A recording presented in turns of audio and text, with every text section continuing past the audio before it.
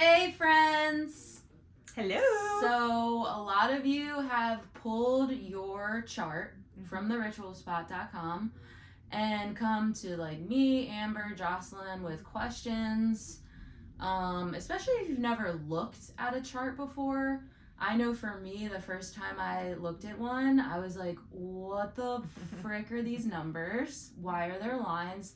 Why is this colored in and this isn't?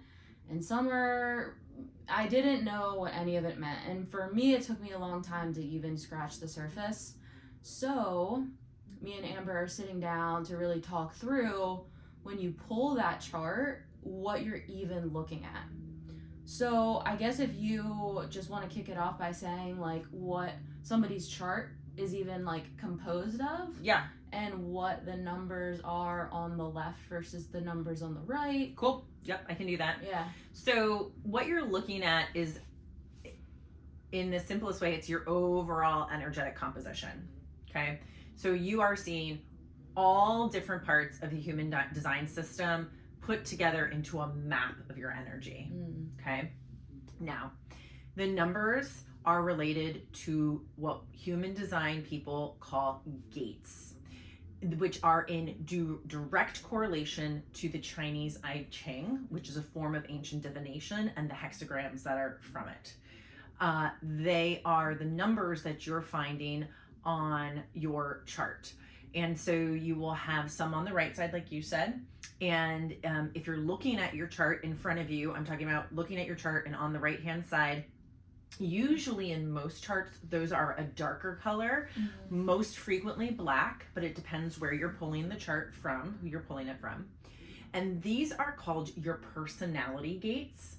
These are conscious gates, and that's exactly what they are. They're conscious gates, personality gates. Usually you are aware of them. Right. On the left-hand side of your chart, when you're looking at it, usually a lighter shade, sometimes red on some charts. These are your design gates, and they are your unconscious gates, the ones that you are not necessarily aware of. And I know for ours, if you pulled one of our charts, I think blue is on the right and tan is on the left. Yeah, they're more neutral colors. Yeah. So just so you guys know what you're looking at, and then I guess the next question would be, because I actually had someone ask me, is when you look at a body graph, you see the energetic centers, and they're either colored in or not colored in, aka defined or undefined. And I'm curious to what extent they correlate with the traditional simple 7 chakra system, if at all. They do. Yeah. They're in direct correlation to the traditional Hindu chakra system. For the most part, what you're seeing in the body graph is actually an evolved chakra system, which is we needed to have a little extra energy as we continue to do our evolutionary work here on the planet, and therefore the traditional system, which housed 7 main vortices or chakra points, evolved into a 9-point system in our bodies. So this is why we don't call human design readers, don't call them chakras, we call them centers, because instead of having 7, we now have 9. The main difference there is that you'll notice, I won't go through all of them, I don't think, but normally right around the body graph, sort of in the center, you can see that there's usually there's 3 up top, a crown, what we would call the ajna or the third eye, and then a throat. And then below that, most frequently seen as a diamond shape, right around where you would maybe think a person's sternum or like their chest is. That is called a G center or an identity center. That is not what we find in traditional Hindu chakra systems. And then lower than that is a tiny triangle. It was a little tiny triangle. And that is your heart center in this case. And then lower down in your chart, you'll notice there's 3 shapes that go almost in a line. The one in the center, also most frequently seen as a circle, sometimes as a square. That is the sacral. And then on either side, you have two triangles that point in towards your center, the center of your energy. Those two triangles are the splenic center, which does not exist in the traditional Hindu chakra system.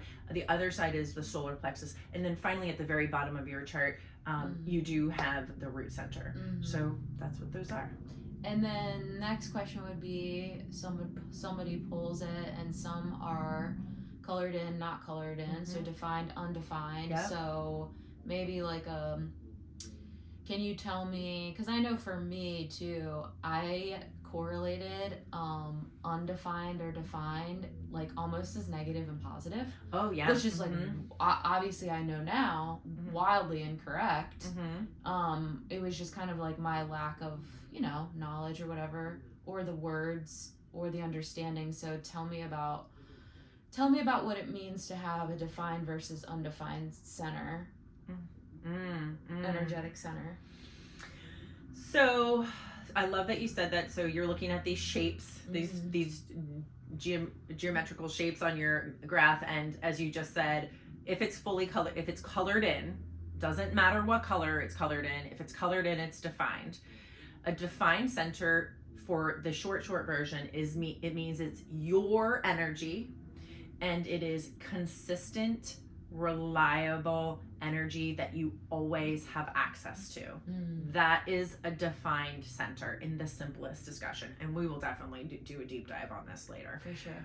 An undefined center in its simplest form is a white center or a white shape on your chart, as Gina had mentioned, and this is a center that is not reliable energy. It doesn't mean it's bad, it's just not reliable, which means it's not consistent, not always there, or at the same volume or pressure that it is always there. And it also does mean that it can feel or be impacted. Also, impact is not a negative term, it just is, by other energies around you. And so in the short version, that's the difference between defined and undefined. And the last thing would be to touch on is you open it up, you see a bunch of lines going to numbers. So in the simplest form, you know, what are the lines? Some are colored in, half colored in, and then they correlate with a number. So if you could just say what those lines are and the correlation to Sure, 100%. Yeah, I love that. So those are channels of energy. If you're familiar with the Tree of Life and the Kabbalah, that's what they're based off of. They're actually based off of the Tree of Life and the energetic channels that we see in the Tree of Life. So they correlate with the spheres. Okay. So, and essentially this is showing you how energy is directed through your body between all of your main vortices of energy. So if it's a channel or a line that's white, it means you do not have, similar to a white shape on your graph, there is inconsistent and unreliable energy there that can be impacted by others around you. If it's half full, it means that you have half of that channel full, but it's not completed. Okay, so that's why you might have half white and half colored in. And then if it's fully colored in, it means you have a consistent, completed, and defined energetic channel there. And that means the energy of that channel is consistent, reliable, and yours, and not impacted by others around you or other energies. Also, I will just mention, since we're talking about looking at or better understanding your chart, that those if something's colored in, the colors are important. The color of the line should match to either the personality side or the conscious side, or it should match to the unconscious or the design side of your gates. Because this is telling you, is the energy of that channel conscious energy, unconscious energy, or a mixture of the two. Okay. Makes a lot of sense. So that was a lot of information Yes, it in a was. short amount of time, Yes. but I think that it helped me make more sense of the whole system in and of itself, what a body graph or chart is, what I should look at, where I should start. So I think we'll stop there for today and see you guys soon.